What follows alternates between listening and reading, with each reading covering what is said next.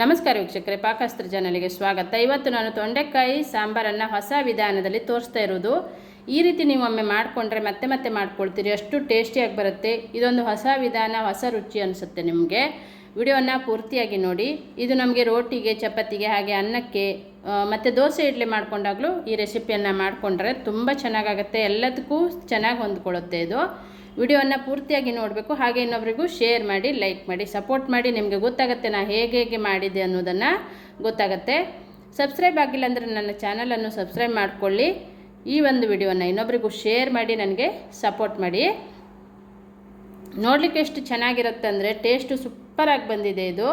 ನೀವು ಖಂಡಿತ ಮಾಡ್ಕೊಳ್ಬೇಕು, ಅಷ್ಟು ಟೇಸ್ಟ್ ಕೊಡುತ್ತೆ. ನಾನಿಲ್ಲಿ ಒಂದು 1/4 kg ಆಗೋಷ್ಟು ತೊಂಡೆಕಾಯಿ ತೊಗೊಂಡಿದ್ದೆ. ಫಸ್ಟಿಗೆ ಇದನ್ನು ಚೆನ್ನಾಗಿ ವಾಶ್ ಮಾಡ್ಕೊಳ್ಬೇಕು. ಒಂದು 2-3 ಸಲ ವಾಶ್ ಮಾಡಿಕೊಂಡು ಕಟ್ ಮಾಡ್ಕೊಳ್ತೇನೆ ನಾನು. ಕಟ್ ಮಾಡಿದ ನಂತರ ವಾಶ್ ಮಾಡಲ್ಲ. ವಾಶ್ ಮಾಡಬೇಕಿದ್ರೆ ಮೊದಲೇ ಇದನ್ನು ಚೆನ್ನಾಗಿ ಒಂದು 2-3 ಸಲ ವಾಶ್ ಮಾಡಿಕೊಂಡು ಅದನ್ನು ಕಟ್ ಮಾಡಿ ಇಟ್ಕೊಳ್ಳೋಣ. ಇಲ್ಲೊಂದು ಅರ್ಧ ಬೌಲ್ ಆಗೋಷ್ಟು ಹೆಸರು ಬೇಳೆಯನ್ನು ನಾನು 1 ಗಂಟೆ ಮೊದಲೇ ನೆನೆಸಿಟ್ಕೊಂಡಿದ್ದೆ. 1 ತಾಸು ಮೊದಲು ನೆನೆಸ್ಕೊಳ್ಬೇಕು. ಅದು ನೆಂದಾಗ ಚೆನ್ನಾಗಿ ಬೇಯುತ್ತೆ. ಹಾಗಾಗಿ ಅದನ್ನು ಒಂದು ಅರ್ಧ ಬೌಲ್ ಆಗೋಷ್ಟು ಹೆಸರು ಬೇಳೆ ಇದೆ. ಇಲ್ಲಿ ತೊಂಡೆಕಾಯನ್ನು ಕಟ್ ಮಾಡಿಟ್ಟಿದ್ದೆ, ಉದ್ದುದ್ದವಾಗಿ ಕಟ್ ಮಾಡ್ಕೊಂಡಿದ್ದೆ. ಒಂದು 2 ಸ್ಪೂನ್ ಆಗುವಷ್ಟು ಹಸಿ ಬಟಾಣಿ ಇದೆ. ಹಸಿ ಬಟಾಣಿಯನ್ನು ಸಪ್ಪೆಯನ್ನು ತೆಗೆದು ರೆಡಿ ಮಾಡಿ ಇಟ್ಕೊಂಡಿದ್ದೆ. ಆನಂತರ 2 ಟೊಮೆಟೊ ಕಟ್ ಮಾಡಿಟ್ಟಿದ್ದೆ, 1 ಈರುಳ್ಳಿಯನ್ನು ಕಟ್ ಮಾಡಿಟ್ಟಿದ್ದೆ. ಈಗ ಒಂದು ಪಾತ್ರೆಗೆ ಇವನ್ನೆಲ್ಲವನ್ನು ಹಾಕಿ ಮೊದಲು ಬೇಯಿಸ್ಕೊಳ್ಳೋಣ. ತೊಂಡೆಕಾಯಿ, ಬಟಾಣಿ, ಹಾಗೆ ಈರುಳ್ಳಿ, ಟೊಮೆಟೊ ಮತ್ತು ನಾನು ಹೆಸರು ಬೇಳೆ ಎಲ್ಲವನ್ನು ಹಾಕಿ ಮೊದಲು ಬೇಯಿಸ್ಕೊಳ್ತೇನೆ. ಇದನ್ನು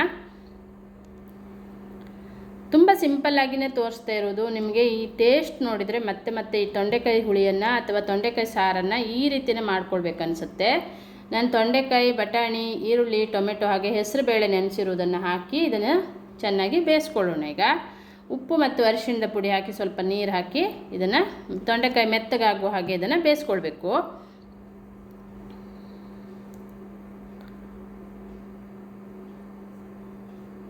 ಈಗ ಇದನ್ನು ನೀರು ಹಾಕಿದ್ದೆ ನಾನು. ಇದನ್ನು ಮುಚ್ಚಿಬಿಟ್ಟು ಬೇಯಿಸ್ಕೊಳ್ಬೇಕಾಗತ್ತೆ. ಇಲ್ಲಿ ನಾನು ಅದನ್ನು ಮಸಾಲೆಯನ್ನು ರುಬ್ಕೊಳ್ಳಿಕ್ಕೆ ಒಂದು ಅರ್ಧ ಬೌಲ್ ಆಗುವಷ್ಟು ಹಸಿ ತೆಂಗಿನಕಾಯಿ ತುರಿ, ಒಂದು 7-8 ಬ್ಯಾಡಗಿ ಮೆಣಸಿನ್ಕಾಯಿ ತಗೊಂಡಿದ್ದೆ. ಖಾರ ಕಡಿಮೆ ಇರೋದ್ರಿಂದ ಬ್ಯಾಡಗಿ ಮೆಣಸಿನ್ಕಾಯಿನ ಹಾಕ್ತಾ ಇರೋದು ನಾನಿಲ್ಲಿ ಒಂದು 7-8 ಹಾಕಿದ್ದೆ. ಅದ್ರ ಜೊತೆಗೆಲ್ಲ ಮಸಾಲೆಗಳನ್ನು ಹಾಕ್ಕೊಳ್ಳೋಣ. 1 ಸ್ಪೂನ್ ಆಗೋಷ್ಟು ಕೊತ್ತಂಬರಿ ಕಾಳು ಹಾಕ್ತಾ ಇರೋದು. ಇವೆಲ್ಲ ಮಸಾಲೆಯನ್ನು ನಾನು ಮೆಣಸಿನ್ಕಾಯಿನೂ ಕೂಡ ಹಾಗೆ ಡ್ರೈ ಆಗಿ ಹುರಿದಿಟ್ಕೊಂಡಿದ್ದೆ. 1 ಚಿಟಿಕೆ ಆಗುವಷ್ಟು ಜೀರಿಗೆ ಹಾಕ್ಕೊಂಡಿದ್ದೆ ನಾನಿಲ್ಲಿ. ಒಂದು 4-5 ಕಾಳು ಮೆಣಸು ಹಾಕ್ಕೊಳ್ಳೋಣ. ಅಂದರೆ ನಾನು ಮಾಡುವ ಪ್ರಮಾಣ ನೋಡ್ಕೊಂಡು ಹಾಕ್ತಾ ಇರೋದು. 1/4 kg ತೊಂಡೆಕಾಯಿ ಇರೋದ್ರಿಂದ ಎಲ್ಲ ಮಸಾಲೆ ಸ್ವಲ್ಪ ಸ್ವಲ್ಪನೇ ಹಾಕ್ತಾಯಿದ್ದೆ. ಒಂದು 7-8 ಮೆಂತ್ಯ ಕಾಳು, ಎಲ್ಲವನ್ನು ಹುರಿದಿರುವಂಥ ಮಸಾಲೆಗಳಿವು. ಉದ್ದಿನ ಬೇಳೆಯನ್ನು ಒಂದು ಅರ್ಧ ಸ್ಪೂನ್ ಆಗೋಷ್ಟು ಉದ್ದಿನ ಬೇಳೆನೂ ಕೂಡ ಹುರಿದು ಹಾಕ್ಕೊಳ್ತೇನೆ ನಾನು, ಟೇಸ್ಟ್ ಚೆನ್ನಾಗಿ ಬರಲಿ ಅಂತೇಳಿ. ಉದ್ದಿನ ಬೇಳೆ ನೀವು ಒಮ್ಮೆ ಹಾಕಿ ನೋಡಿ, ಸೂಪರಾಗಿರುತ್ತೆ ಟೇಸ್ಟು. ಈಗ ಕರಿಬೇವನ್ನು ನಾನು 1 ಸ್ಪೂನ್ ಆಗೋಷ್ಟು ಕರಿಬೇವನ್ನು ಹುರಿದು ಹಾಕ್ಕೊಳ್ತೇನೆ. ಇದನ್ನು ಅವೆಲ್ಲ ಮಸಾಲೆ ಮೊದಲೇ ನಾನು ಹುರಿದಿಟ್ಟಿದ್ದೆ. ಇಲ್ಲಿ ನಾನು 1 ಚಿಟಿಕೆ ಸೋಂಪು ಕಾಳು, ಚಕ್ಕೆ ಪೀಸು, ಹಾಗೆ 1 ಮೊಗ್ಗನ್ನು ಹಾಕಿದ್ದೆ. ಇವೆಲ್ಲವನ್ನು ಸ್ವಲ್ಪ ಡ್ರೈ ಆಗಿ ರೋಸ್ಟ್ ಮಾಡಿಕೊಂಡು ಈ ರುಬ್ಬುವ ಮಸಾಲೆಗೆ ಹಾಕ್ಕೊಳ್ಳೋಣ. ಅದ್ರ ಜೊತೆಗೆ 1 ಸ್ಪೂನ್ ಎಳ್ಳು ಹಾಕಿನೂ ಅದನ್ನು ರೋಸ್ಟ್ ಮಾಡಿಬಿಟ್ಟು ಈಗ ರುಬ್ಬುವ ಮಸಾಲೆಗೆ ಹಾಕ್ಕೊಂಡು ಇದನ್ನು ಚೆನ್ನಾಗಿ ರುಬ್ಕೊಳ್ಬೇಕು. ಈಗ ಮಿಕ್ಸಿ ಬೌಲಲ್ಲಿ ನಾನು ರುಬ್ಕೊಳ್ತೇನೆ. ಅದ್ರ ಜೊತೆಗೆ 1-2 ಬೆಳ್ಳುಳ್ಳಿಯನ್ನು ಹಾಕಿದ್ದೆ. ಇದನ್ನು ಚೆನ್ನಾಗಿ ರುಬ್ಕೊಂಡು ತರೋಣ. ಈ ಕಡೆ ನೋಡಿ, ತೊಂಡೆಕಾಯಿನೂ ಚೆನ್ನಾಗಿ ಬೆಂದಿದೆ. ಈಗ ಬೇಳೆನೂ ಹಾಗೆ ಬಟಾಣಿ ಕೂಡ ಚೆನ್ನಾಗಿ ಬೆಂದಿದೆ. ಈಗ ರುಬ್ಬಿದಂಥ ಮಸಾಲೆಯನ್ನು ಹಾಕ್ಕೊಳ್ತೇನೆ ನಾನು. ಈ ರೀತಿ ನೈಸಾಗಿಯೇ ರುಬ್ಕೊಂಡಿದ್ದೆ. ಇದನ್ನು ಇದ್ರ ಜೊತೆ ಹಾಕ್ಕೊಳ್ಳೋಣ. ತುಂಬಾ ಟೇಸ್ಟ್ ಕೊಡುತ್ತೆ ಈ ಒಂದು ಮಸಾಲೆಯನ್ನು ರೆಡಿ ಮಾಡಿ ನಾವು ಈ ತೊಂಡೆಕಾಯಿ ಸಾರನ್ನು ಮಾಡೋದ್ರಿಂದ ಟೇಸ್ಟ್ ಸಖತ್ತಾಗಿ ಬರುತ್ತೆ. ಈಗ ಸ್ವಲ್ಪ ನೀರನ್ನು ಆ್ಯಡ್ ಮಾಡಿಕೊಂಡು ಇದನ್ನು ದಪ್ಪವಾಗಿಯೇ ನಾನಿಲ್ಲಿ ಮಾಡ್ತಾ ಇರೋದು. ತುಂಬ ತೆಳ್ಳಗೂ ಮಾಡ್ತಾಯಿಲ್ಲ, ತುಂಬ ದಪ್ಪನೂ ಇಲ್ಲ, ಮೀಡಿಯಮ್ ಆಗಿ ಮಾಡ್ತಾಯಿದ್ದೆ. ಇದನ್ನು ಮತ್ತೆ ಕೊದ್ದ ನಂತರನೂ ಇನ್ನೂ ಸ್ವಲ್ಪ ದಪ್ಪ ಆಗುತ್ತೆ. ಇಲ್ಲಿ ರುಚಿಗೆ ತಕ್ಕಷ್ಟು ಉಪ್ಪನ್ನು ಹಾಕಿದ್ದೆ. ಚೆನ್ನಾಗಿ ಇದನ್ನು ಕುದಿಸ್ಕೊಳ್ಳೋಣ. ಈಗ ಮುಚ್ಚಿಬಿಟ್ಟು ಇದನ್ನು ಚೆನ್ನಾಗಿ ಕುದಿಸ್ಕೊಳ್ತೇನೆ ನಾನು. ಸೂಪರ್ ಟೇಸ್ಟಿಯಾಗಿರುವಂಥ ತೊಂಡೆಕಾಯಿ ಹುಳಿ, ಅಥವಾ ನಮ್ಮ ಕಡೆ ತೊಂಡೆಕಾಯಿ ಹುಳಿನೇ ಅಂತ ಕರೆಯೋದಕ್ಕೆ, ನೀವು ಸಾರು ಅಥವಾ ಸಾಂಬಾರು ಅಂತಲೂ ಕರಿಬೋದು. ಚೆನ್ನಾಗಿ ಕುದ್ದ ನಂತರ ಲಾಸ್ಟಲ್ಲಿ ನಾನು ಸ್ವಲ್ಪ ಕೊತ್ತಂಬರಿ ಸೊಪ್ಪನ್ನು ಹಾಕ್ತಾಯಿದ್ದೆ. ಈಗ ಸ್ಟವನ್ನು ಆಫ್ ಮಾಡ್ಕೊಳ್ಳೋಣ.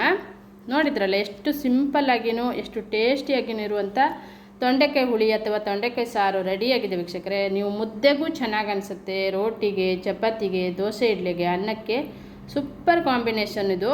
ಒಮ್ಮೆ ನೀವು ಇದನ್ನು ಈ ರೀತಿ ಟ್ರೈ ಮಾಡ್ಕೊಳ್ಳಿ. ನಿಮಗೆ ಈ ರುಚಿಗೆ ನೀವು ತೊಂಡೆಕಾಯಿ ತಗೊಬಂದಾಗ ಮತ್ತೆ ಮಾಡ್ಕೊಳ್ತೀರಿ. ನಾ ಕೊನೆಯಲ್ಲಿ ಇದಕ್ಕೆ ಒಗ್ಗರಣೆಯನ್ನು ಹಾಕ್ತಾ ಇರೋದು. ಮಾಮೂಲಿ ನಾವು ಎಲ್ಲದಕ್ಕೂ ಒಗ್ಗರಣೆ ಹೇಗೆ ಮಾಡ್ತೀವಿ ಅದೇ ಥರ ಒಗ್ಗರಣೆ ಮಾಡ್ಕೊಳ್ಬೇಕು. ಒಂದು ಚಿಟಿಕೆ ಇಂಗನ್ನು ಹಾಕ್ಕೊಳ್ಳಿ. ಈ ಒಗ್ಗರಣೆಯನ್ನು ಕೊನೆಯಲ್ಲಿನೇ ಹಾಕೋದ್ರಿಂದ ಟೇಸ್ಟು ಸಖತ್ತಾಗಿ ಬರುತ್ತೆ. ಈ ಘಮನೂ ಚೆನ್ನಾಗಿ ಬರುತ್ತೆ ತೊಂಡೆಕಾಯಿ ಸಾರಿಂದು. ಹಾಕ್ಬಿಟ್ಟು ಇದನ್ನು ಮುಚ್ಚಿಬಿಟ್ರೆ ಆಮೇಲೆ ಸರ್ವ್ ಮಾಡ್ಕೊಳ್ಳೋಣ.